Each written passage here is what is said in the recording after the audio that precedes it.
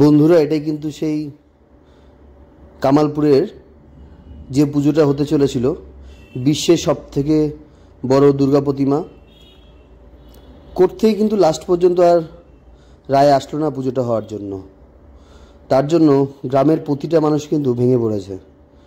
সত্যি আমি ওখানে গিয়ে বুঝলাম যে গ্রামের যে পুজো, মানুষজন এত উৎসাহী ছিল পুজোটা নিয়ে, আর কেনই বা বন্ধ করলো জানতে পারলাম না, বুঝতেও পারলাম না।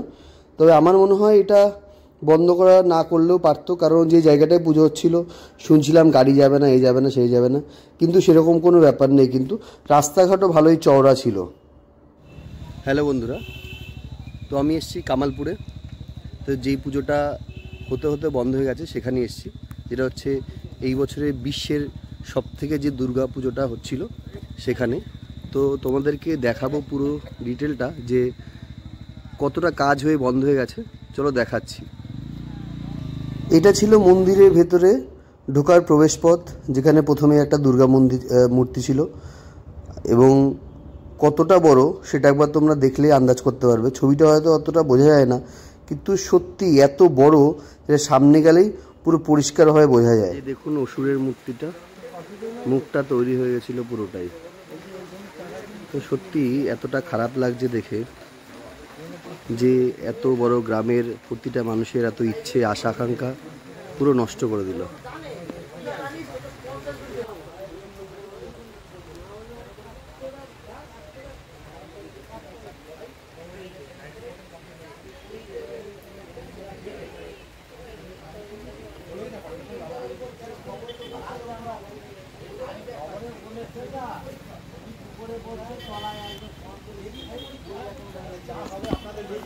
এই যে দেখুন মূর্তিটা, কত বড় মূর্তি, না দেখলে সত্যি বিশ্বাস করা যাবে না যে এত বড় মূর্তিটা তৈরি হয়ে গেছিলো। ওখানে রাখা আছে, এখানে শুধু জয়েন্টগুলো বাকি, এগুলো কিন্তু কালারও হয়ে গেছিলো, হোয়াইট কালার হয়ে গেছে, এরপরে আরও কিছু কালারটা হতো। এই দেখুন হাত, এখানকার মানুষজন কান্নায় ভেঙে পড়ছে যে পুজোটা তারা করতে পারলো না বলে। জানি না কেন এটা হলো, তবে হওয়াটা উচিত হয়নি। সমস্ত সব যেরকম পুজোর পরে যেরকম আমরা বিসর্জন অবস্থায় দেখি যে সব কিছু প্যান্ডেল ভাঙা হয়ে গেছে, সব কিছু জায়গায় জায়গায় জিনিস পড়ে আছে, ঠিক সেরকমভাবেই কিন্তু জিনিসগুলো যখন পড়ে আছে প্রতিটা জায়গায়, সমস্ত হাত পা মাথা সমস্ত যে কাজগুলো সেগুলো এখানে দেখুন সব পড়ে আছে।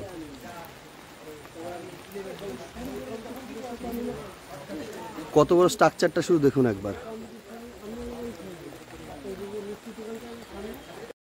এই যে মূর্তিটা আপনারা দেখলেন, এর হাইট ছিল 115 ফুট উচ্চতা। দেখাচ্ছি এখানে দেখুন,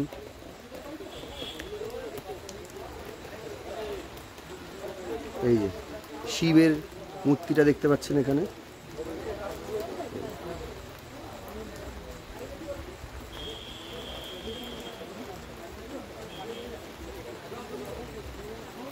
এই যে শিব এখানে শুয়ে আছে, শিবের মূর্তি।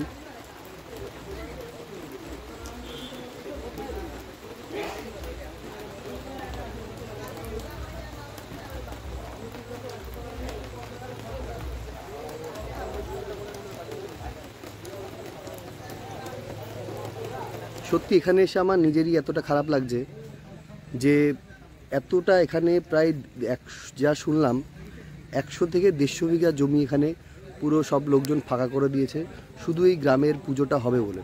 পেছনে এখান দিয়ে ফুলের চাষ করে রেখেছে, সেগুলোও কিন্তু তারা ফুল তুলছে না, কারণ সাধারণ মানুষ যারা আসবে তারা দেখবে যে এখানে ফুলের বাগান, তারা এখানে মেলা বসাবে, এখানে আনন্দ ফুর্তি করবে।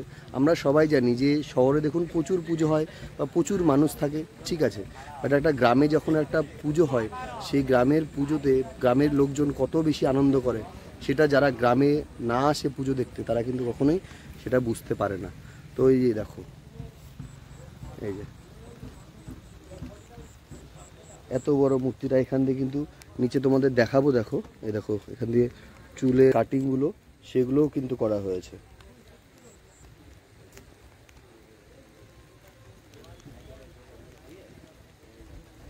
এই যে দেবী মূর্তির মুখটা দেখো একবার সবাই।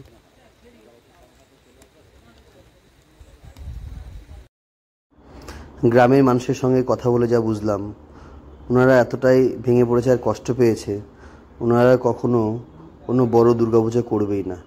তো এর জায়গায় এবার যে পুজোটা হচ্ছে সেটা ছোট করে পুজো হচ্ছে, মূর্তি তুলে মায়ের পুজো হবে। পুজো তো হবেই, পুজো তো বন্ধ হচ্ছে না, কিন্তু যে একটা বড় আকর্ষণ 12টা গ্রাম মিলে যে পুজোটা করছিল সেই পুজোটা কিন্তু আর হচ্ছে না। তারা যেরকম প্রতি বছর করতো ছোট পুজো সেরকমই করছে। তো বন্ধু, আজকের ভিডিও এইটুকুই। ভালো লাগলে অবশ্যই লাইক করো, শেয়ার করো, কমেন্ট করো।